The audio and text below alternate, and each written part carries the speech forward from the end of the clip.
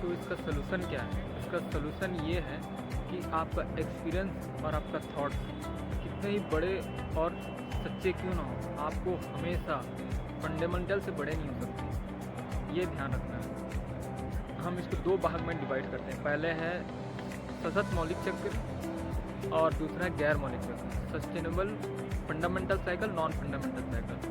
पहले हम sustainable fundamental cycles के बारे में चर्चा करते हैं। उसके 4 पिलर है। जैसे हमें एक खादी के कपड़े हैं उसको ख़रीदना है, या एक आलू है, मान लीजिए एक ऑर्गेनिक आलू है, तो वो एक पहला है, हम उसको 4 पिलर से बांटते हैं। पहला प्राइमरी सोर्स ऑफ प्रोडक्ट आपका है खादी हो गया या आलू हो गया। दूसरा है स्किल्स, उसमें हो जाता है कि भाई जैसे खादी का कपड़ा है कि हम उसे पैंट बना लिए, शर्ट बना लिए, और आलू है, आलू गोभी, आला पत्ता गोभी, स्किल है जो जैसा बना ले सब।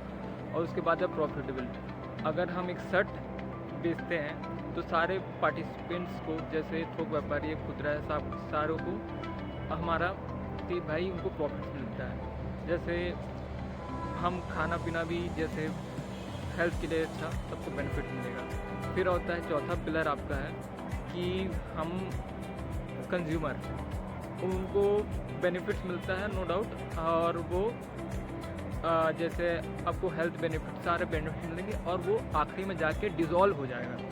जैसे आलू पूरा डिज़ोल्व होके पूरा नेचर साइकिल में आ जाएगा, और आपका सस्टेनेबल पूरा ऑर्गेनिक कपड़ा है तो वो भी डिज़ोल्व हो जाएगा। इसको बोलते हैं सस्टेनेबल आपका फंडामेंटल साइकिल।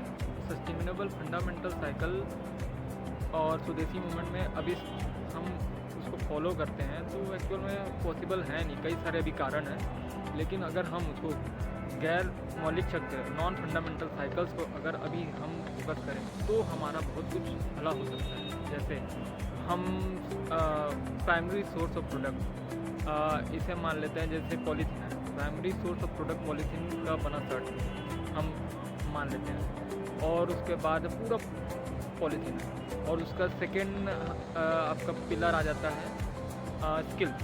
उसमें कोई स्किल की आवश्यकता नहीं है, आप कुछ मत करिए, सारे मैन्युफैक्चरर्स को बल्क में बनाने दीजिए, कोई दिक्कत नहीं है। और प्रॉफिटेबिलिटी, तीसरा पिलर है प्रॉफिटेबिलिटी। अगर होल सेलर, आप जितने भी मार्केट पार्टिसिपेंट्स हैं, उनको कम मार्जिन में भी अगर चलता है अगर ये इकोसिस्टम, तो भी कोई इशू नहीं है। लेकिन चौथा पिलर है जो कंज्यूमर।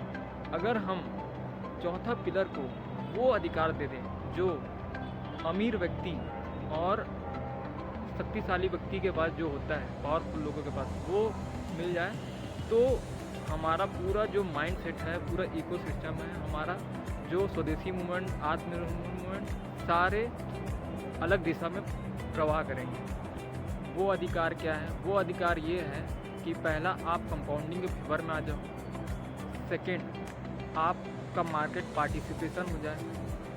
थर्ड, आपका मंथली इनकम गारंटी हो जाए पर ट्रांजेक्शन में। चौथा, आप समावेशी है, it's not about financial inclusion, overall inclusion. और पाँचवा, आपका विकेंद्रीकरण। इस प्रोसेस से, पर ट्रांजेक्शन प्रोसेस से आपको विकेंद्रीकरण, इससे आपको सतत मौलिक चक्र की स्वदेशी मूवमेंट से पहले ये बहुत ज़रूरी है।